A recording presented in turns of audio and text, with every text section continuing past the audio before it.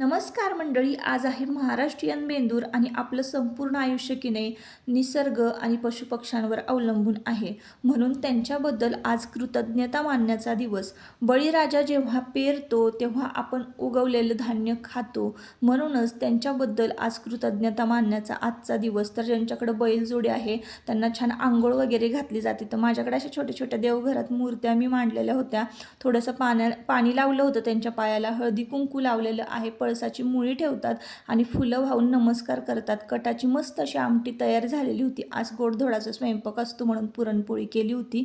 मस्तपैकी पीठ आहे ना हे चांगलं तिंबून घ्यायचं, म्हणजे पुरणपोळी अजिबात फाटत नाही आणि फुटत सुद्धा नाही बरं का. मस्तपैकी उंडा भरायचा. आता आपला ना कांदा लसूण मसाला बऱ्याच लोकांनी घेतलेला आहे.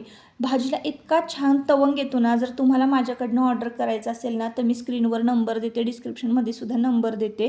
आपला कांदा लसूण मसाला फक्त कुठल्याही तुम्ही भाज्यांमध्ये, कटाच्या आमटीत, कालवणात, नॉनव्हेजमध्ये घातला ना, इतर कुठलाच मसाला घालायची तुम्हाला गरज नाही किंवा कलर येण्यासाठी पावडर घालायची गरज नाही. तुम्ही आता कटाची आमटी बघितलीत किती मस्त झालेली आहे. कसला छान तवंग आला होता. आणि त्यानंतर स्वयंपाक झाल्यानंतर गुरांना इकडं मी शेतात नैवेद्य घेऊन गेले होते.